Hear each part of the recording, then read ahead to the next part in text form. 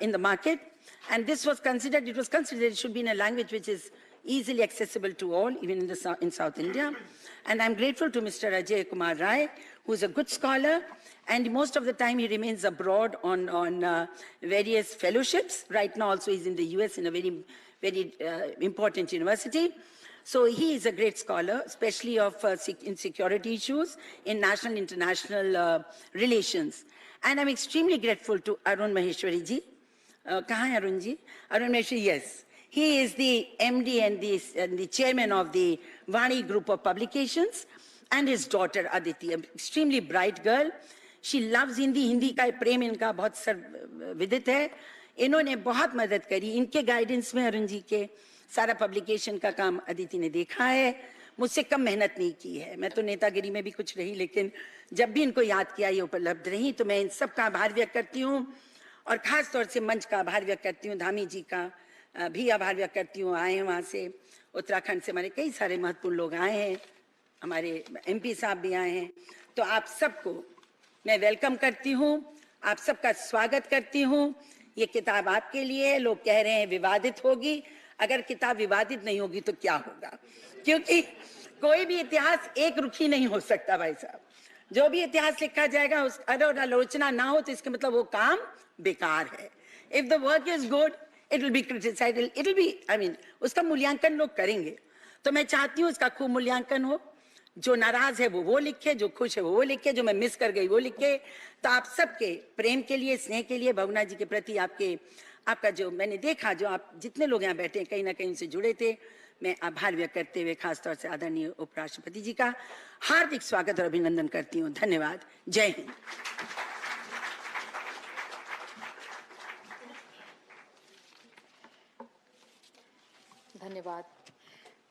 धन्यवाद मैम. मेरा अगला अनुरोध उत्तराखंड के माननीय मुख्यमंत्री श्री पुष्कर सिंह धामी जी को कि वे माटी नंदन और जन नायक श्री हेमवती नंदन बहुगुणा के जीवन व कर्तव्य पर अपनी बात रखें.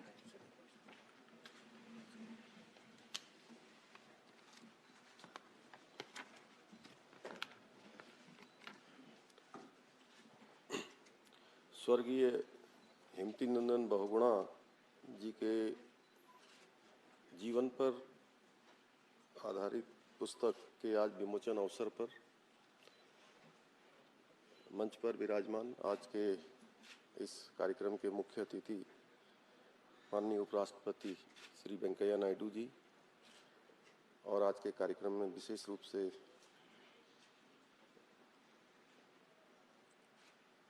भारत सरकार के रक्षा मंत्री आदरणीय राजनाथ सिंह जी और अभी जिन्होंने पूरी प्रस्तावना रखी, यहाँ पर विस्तार से स्वर्गीय बहुगुणा जी के बारे में हम सबके सामने एक झलक बहुत कम शब्दों में और विस्तार से समझाने के लिए आदरणीय रीता बहुगुणा जोशी जी,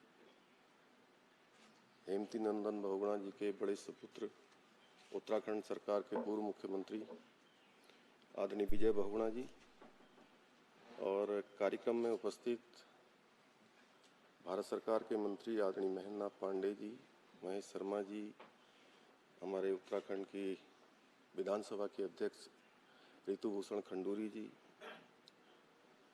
सांसद आदरणीय बंसल जी, माना लक्ष्मी शाह जी, सुबोध जी, सौरभ जी और बहुत सारे हमारे यहाँ पर माननीय सांसदगण हैं, सारे महानुभाव, उपस्थित भाइयों एवं बहनों,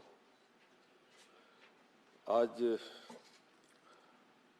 बड़ा मैं कहूँ कि मेरे लिए बड़े गर्व की बात है कि जिन हेमवती नंदन बहुगुणा जो पहाड़ से निकलकर, जिन्होंने हमेशा हिमालय की तरह दृढ़ रहकर, राजनीति हो या उनके व्यक्तिगत जीवन हो, जिन्होंने कभी झुकना स्वीकार नहीं किया।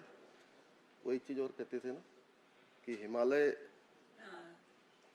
टूट सकता है लेकिन झुक नहीं सकता।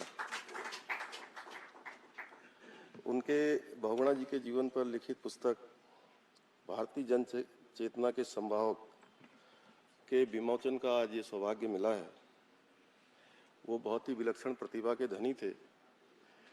जिन लोगों ने उनके साथ काम किया था उनसे हमने कभी बहुगुणा जी ने तो नहीं बताया मुझे, लेकिन बहुत सारे ऐसे अधिकारीगण थे या उनके साथ जिन्होंने राजनीतिक क्षेत्र में काम किया था, तो मैंने पूछा था उनसे, तो कहते थे कि वो हर किसी से अपना अलग अलग तरीके से फीडबैक लेते थे। हर दिन उनके यहाँ ये तय होता था कि कौन उनके साथ सवेरे का नाश्ता करेगा, कौन दिन का भोजन करेगा, कौन रात्रि को रहेगा, और उसके माध्यम से पूरे प्रदेश की और उस समय की जो वर्तमान जो हालात थे उन हालातों पर वो चर्चा करते थे। उनके जो काम थे वो अभी रीता जी ने बहुत विस्तार से बताया आपको। विलक्षण प्रतिभा के धनी थे, कुशल प्रशासक थे, ओजस्वी वक्ता थे, और स्वतंत्रता संग्राम से लेकर आज़ादी के बाद देश को आगे बढ़ाने में उन्होंने अपना अमूल्य योगदान दिया। उनके बारे में जितना भी वर्णन किया जाए वो कम है। हिमालय पुत्र, उनके इरादे हिमालय जैसे थे। अभी मैं उनकी जयंती के अवसर पर आदरणीय बहुगुणा जी के साथ गया था, तब पत्रकार बंधु पूछ रहे थे मुझे कि बहुगुणा जी के बारे में कुछ कहिए। तो मैंने कहा जैसे वो उनका नाम था हिमती नंदन, उनके इरादे भी जो है हिमालय जैसे थे, और उन्होंने कभी झुकना स्वीकार नहीं किया। लगातार अपनी विलक्षण बौद्धिक प्रतिभा के बल पर भारतीय राजनीति के उन्होंने अपनी अलग अलग पहचान बनाई। आज उस क्षेत्र में उनका पहाड़ के प्रति भी एक विशेष लगाव था।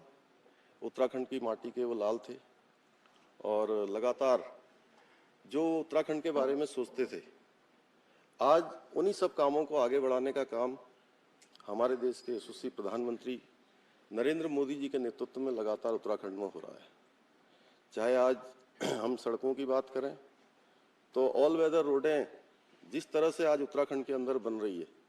अभी मैं कल गंगोत्री धाम और यमुनोत्री धाम के कपाट खुले हैं, और मैं कपाट खुलने के अवसर पर वहां गया तो वहां पर जितने भी यात्री देश के विभिन्न विभिन्न कोनों से आए थे, सारे लोग कह रहे थे कि वो सड़कें तो पहले से बन रही थी, लेकिन वो मुझे धन्यवाद कर रहे थे जब मैं वहां कपाट खुलने के अवसर पर गया। और 5 नवंबर 2021 को बाबा केदार की भूमि से हमारे देश के यशस्वी प्रधानमंत्री मोदी जी ने कहा था कि ये आने वाला दशक उत्तराखंड का दशक होगा, और उस दशक की शुरुआत हो गई है। उन्होंने कहा, और इस बार 2 साल बाद उत्तराखंड के अंदर यात्रा प्रारंभ हुई है, और पिछले 2 महीने से लगातार मैं यात्रा को लेकर जितनी भी समीक्षा कर रहा हूँ, सारी समीक्षाओं में होटल वालों के साथ बात कर रहे हैं, टैक्सी वालों के साथ बात कर रहे हैं, या गाइड करने वालों से, तो सारे के सारे लोग कह रहे हैं कि हमारी सारी बुकिंग फुल हो चुकी है, और इस बार यात्रा बहुत ऐतिहासिक होने वाली है, जिसके बारे में कभी हिमती नंदन बहुगुणा जी उनकी कल्पना रही होगी। आज वो सब साकार हो रहा है, आज वो धरातल पर उतर रहा है। मैं आज के अवसर पर आप सभी लोगों से भी अनुरोध करता हूं कि आप सब लोग भी यात्रा में आइए। अभी कल कल यमुनोत्री और गंगोत्री के कपाट खुल गए हैं। 6 तारीख को केदारनाथ जी के खुलेंगे और 8 तारीख को बद्रीनाथ जी के। हम लोगों ने पूरी व्यवस्था की है। इस बार हालांकि हमारे सामने बहुत बड़ी चुनौती है कि हम यात्रा को अच्छा चलाएं, क्योंकि संख्या बहुत ज्यादा होने वाली है। महामारी के बाद पहली बार यात्रा हो रही है, लेकिन हमारा पूरा प्रयास है कि सारे यात्री आएं, सारे श्रद्धालु आएं, पूरे देश भर के आएं, सब लोग सकुशल आएं, उनकी यात्रा सुगम हो, सरल हो और सुरक्षित हो। अपने घरों को सब लोग सुरक्षित लौटें। भगवान देवादिदेव महादेव, चारों धाम, उन सभी की मनोकामनाएं पूर्ण करें। आज के इस अवसर पर मैं आप सभी का, आपने मुझे भी यहाँ बुलाया, आपका और पधारे हुए सभी अतिथियों का अपनी तरफ से अभिनंदन और उनका सबका धन्यवाद करते हुए अपनी वाणी को विराम देता हूँ। बहुत बहुत धन्यवाद। धन्यवाद सर। माननीय रक्षा मंत्री आदरणीय श्री राजनाथ सिंह जी से मेरा अनुरोध है कि वे पुस्तकों पर अपनी बात रखें।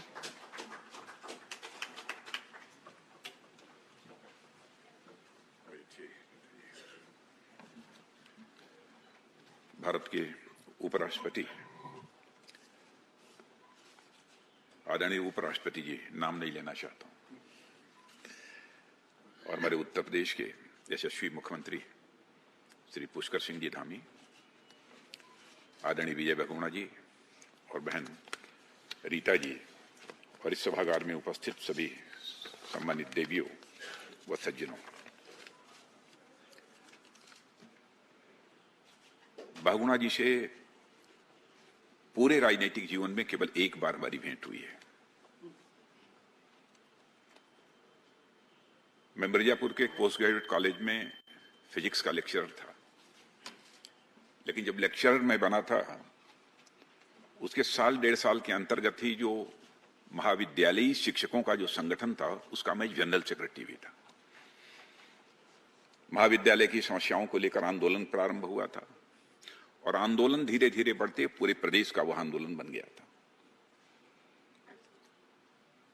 लोगों ने इच्छा व्यक्त की, उस समय मुख्यमंत्री बहुगुणा जी थे, कि एक बार महाविद्यालयी शिक्षकों का डेलीगेशन बहुगुणा जी से मिलना चाहिए। मैंने कहा बिल्कुल चलना चाहिए। संभावना पूरी तरह से धूमिल थी कि उनसे भेंट हो पाएगी, ऐसी कोई संभावना नहीं थी। फिर भी हौसला बुलंद था, जवानी थी, 23 साल 23.5 साल की उम्र थी। मैंने कहा नहीं चलो मिलेंगे क्यों नहीं। मैं आश्चर्यचकित था। हम लोगों ने अपने डेलीगेशन का नाम मुख्यमंत्री सचिवालय में नोट कराया और आपको आश्चर्य होगा कि शाम होते होते टेलीफोन के द्वारा इस बात की जानकारी हम लोगों को मिल गई कि कल इतने बजे बहुगुणा जी इस डेलीगेशन से मिलेंगे। और जब हमारा डेलीगेशन उससे मिलने पहुंचा, बहुत भीड़ लगी हुई थी। सामने उनके केवल 2, 4, 5 कुर्सियां लगी हुई थी।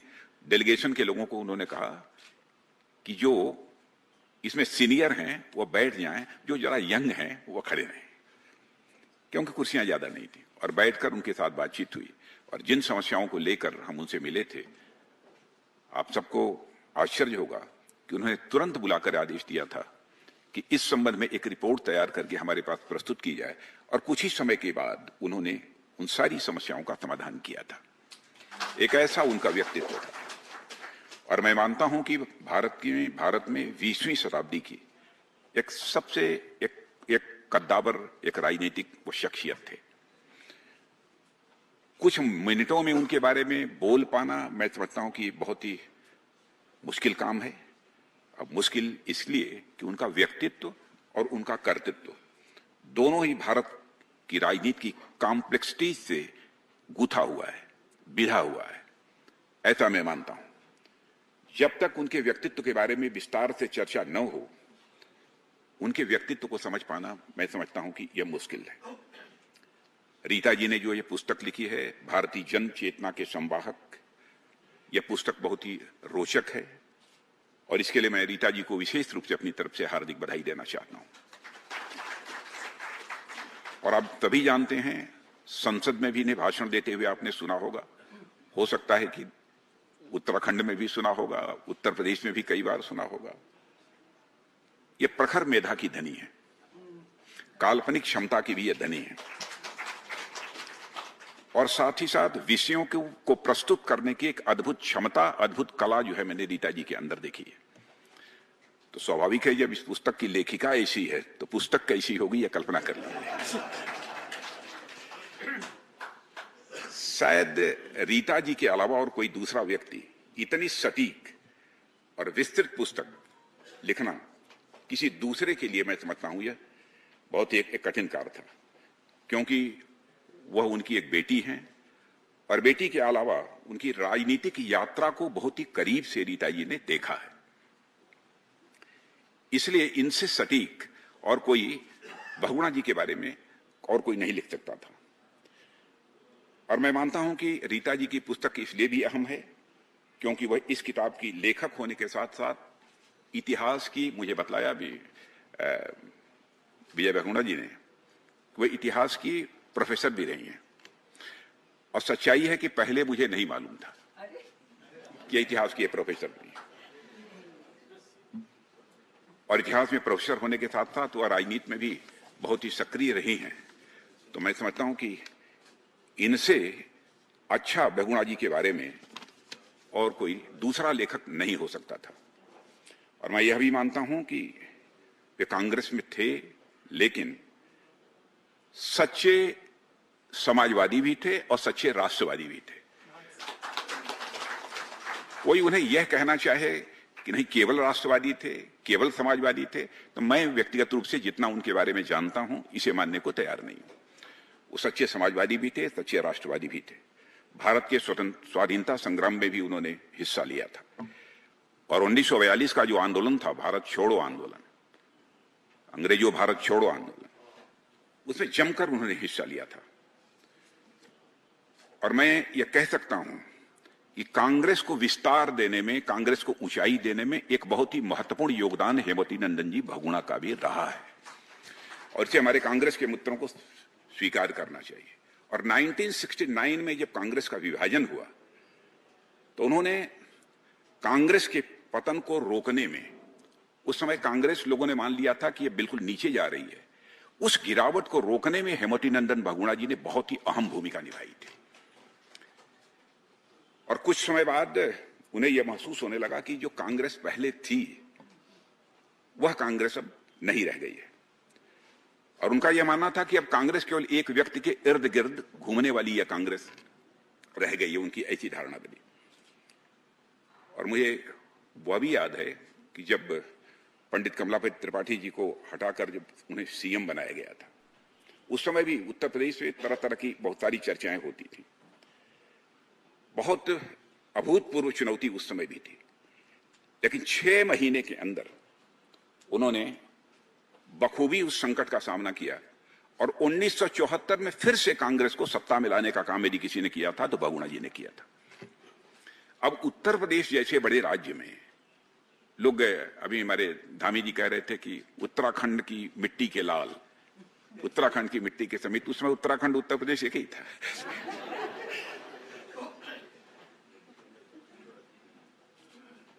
बहुत ही बखूबी उन्होंने इस जिम्मेदारी को निभाया, और 1974 में कांग्रेस को पुनः सत्ता उन्होंने दिलाई। अब उत्तर प्रदेश में सत्ता में किसी राजनीतिक पार्टी का दोबारा आना कितना कठिन काम है। आप ये समझ सकते हैं कि इस बार यदि सत्ता उत्तर प्रदेश में आई है तो लगभग 3-3.5 दशक के बाद दोबारा आई है। अब उस समय जबकि कांग्रेस की स्थिति कमजोर हो रही थी, उस समय बहुगुणा जी ने दोबारा कांग्रेस को सत्ता में लाने का काम किया था। उनकी इच्छा भी थी, किसानों के भी नेता हैं, मजदूरों के भी नेता हैं, कर्मचारियों के भी नेता हैं, शिक्षकों के भी नेता हैं, जिससे पूछिए सब कहते थे कि हम लोगों के नेता हैं। अब यह बात मेरी जानकारी में कैसे आई, क्योंकि राजनीतिक दृष्टि से मैं उसमें कोई बहुत जागरूक था ऐसा मैं नहीं मानता था। 22-23 वर्ष की उस समय उम्र थी। जानकारी मुझे तब मिली कि जब शिक्षकों का 5वां वेतन आयोग लागू करना था उत्तर प्रदेश में, तो मैं उत्तर प्रदेश का मुख्यमंत्री था, मैंने उसे लागू कर दिया। सारा शिक्षक संगठन, कई शिक्षक संगठन थे, सारे शिक्षक संगठन जब मुझे बधाई देने के लिए आए तो सारे शिक्षक संगठनों ने यह कहा कि साहब आपने तो कमाल कर दिया, बधाई दिया। उन्होंने कहा कि हम लोगों ने जो बहुगुणा जी के अंदर शिक्षकों कर्मचारियों के प्रति संवेदनशीलता देखी थी, वही आपके अंदर हम देख रहे हैं। अब वो हमारे अंदर संवेदनशीलता थी नहीं थी वो अलग का विषय है, लेकिन उन्होंने मेरी तुलना जो है उस समय बहुगुणा जी से कर दी। जो संवेदनशीलता उनके अंतर्गत देखी थी वही आपके अंदर देखी है। लोकतंत्र के प्रति गहरी आस्था थी।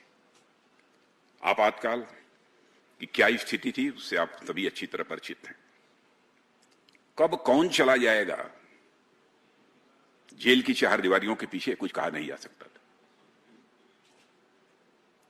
बराबर बहुगुणा जी के ऊपर भी यह दबाव बना था कि जेपी मूवमेंट की गतिविधियों को जितना रोक सकते हो आपको रोकने की कोशिश करनी चाहिए। ये गतिविधियां किसी भी सूरत में बढ़ने ना पाए। लोगों को बिहाइंड बार करना हो तो बिहाइंड बार करिए। ऐसे ही उन्नाव के कल बैठे थे हमारे साथ हेमंत जी शर्मा, उन्होंने मुझे बतलाया, अब मुझे सचमुच बहुत ही इससे सुखद अनुभूति हुई। उन्होंने कहा उन्नाव में एक राष्ट्रीय स्वयंसेवक संघ के एक बड़े वरिष्ठ कार्यकर्ता थे, पंडित गिरजा शंकर जी पाठक, 80 साल की उम्र थी। उनके वहां के उन्नाव के डिस्ट्रिक्ट मजिस्ट्रेट के ऊपर दबाव था कि गिरजा शंकर पाठक सबसे सीनियर हैं, उनको निश्चित रूप से गिरफ्तार किया जाना चाहिए। तो वहां के डिस्ट्रिक्ट मजिस्ट्रेट ने बहुगुणा जी से पूछा कि उनकी कोई खास एक्टिविटीज नहीं है, प्रतिष्ठित व्यक्ति हैं, बुजुर्ग हैं, लेकिन उनको गिरफ्तार करने के लिए कहा जा रहा है। बहुगुणा जी ने कांग्रेस का मुख्यमंत्री रहते हुए यह कहा किसी भी सूरत में गिरजा शंकर पाठक को गिरफ्तार नहीं किया जाना चाहिए। और मैं जानता हूं कि बड़े बड़े कद्दावर कांग्रेस के नेताओं की हिम्मत नहीं थी कि केंद्र के द्वारा जो निर्देश प्राप्त हो उस निर्देश का वो पालन न करें। ऐसी शख्सियत ये बहुगुणा जी थे। और उन्होंने इंदिरा जी की बात उस समय मानने से इनकार कर दिया था और उन्होंने साफ कहा था कि स्वस्थ लोकतांत्रिक व्यवस्था में विरोधियों को विचार करने का पूरा हक है और उन्हें पूरा औषध भी प्राप्त होना चाहिए। यह बात हेमवती नंदन जी बहुगुणा ने उस समय कही थी। उन्होंने अपनी जिंदगी में बहुत सारी घटनाओं की विस्तार में जाकर चर्चा नहीं करूंगा, अपनी जिंदगी में सीएम की कुर्सी छोड़ना मंजूर किया, लेकिन लोकतंत्र का गला घोटना यह बहुगुणा जी को मंजूर नहीं था, सबसे बड़ी विशेषता थी। और 1977 में 1977 में वो लोकसभा का चुनाव लड़े और आज जिस संसदीय निर्वाचन क्षेत्र लखनऊ का प्रतिनिधित्व मैं कर रहा हूं, उसी संसदीय निर्वाचन क्षेत्र लखनऊ से 1977 में वो सांसद भी थे। और उसके बाद मोरारजी भाई और चौधरी चरण सिंह के भी प्रधानमंत्री रहते हुए जो सरकार बनी थी, उस सरकार में उन्होंने मंत्री के रूप में भी अपनी जिम्मेदारी निभाई है। बहुगुणा जी पार्टी के अंदर भी सदैव लोकतंत्र के पक्षधर रहे हैं, सदैव लोकतंत्र के पक्षधर थे, सदैव बेबाकी से बात रखने वाले थे, चाहे फोरम जो भी हो उस पर कभी उनको हिचक नहीं है। सच्चाई है कि उनके व्यक्तित्व का जैसा सही और सटीक मूल्यांकन होना चाहिए था, अब तक उतना सही और सटीक मूल्यांकन किसी के द्वारा नहीं हुआ है। लेकिन मैं आश्वस्त हूं कि रीता जी ने जो एक पुस्तक लिखी है, भारतीय जन चेतना के संवाहक, यह उस दृष्टि से किया गया यह बहुत ही सराहनीय प्रयास है और इसके लिए मैं रीता जी को विशेष रूप से अपनी तरफ से हार्दिक बधाई देता हूं। और इसमें एक पुस्तक पढ़ने के बाद बहुगुणा जी के व्यक्तित्व और उनके कर्तृत्व के बारे में किसी भी व्यक्ति को सटीक जानकारी प्राप्त हो सकती है, ऐसा मेरा मानना है। इन्हीं शब्दों के साथ मैं पुनः एक बार इस पुस्तक की लेखिका और इसके जो वो होंगे प्रकाशक वगैरह होंगे, प्रकाशक क्या नाम है, महेश्वरी जी, अच्छा अरुण महेश्वरी जी, आप सबको अपनी तरफ से हार्दिक बधाई देते हुए और धन्यवाद देते हुए अपना निवेदन समाप्त।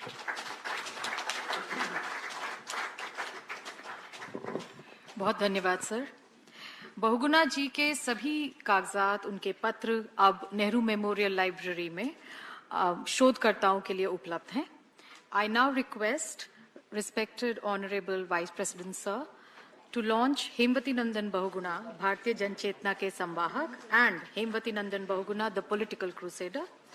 I request Shri Vijay Bahuguna ji, former High Court Judge and former Chief Minister of Uttarakhand, Srimati Rita Bahuguna Joshi ji, Shri Arun Maheshwari ji to join us on stage for the launch of the book.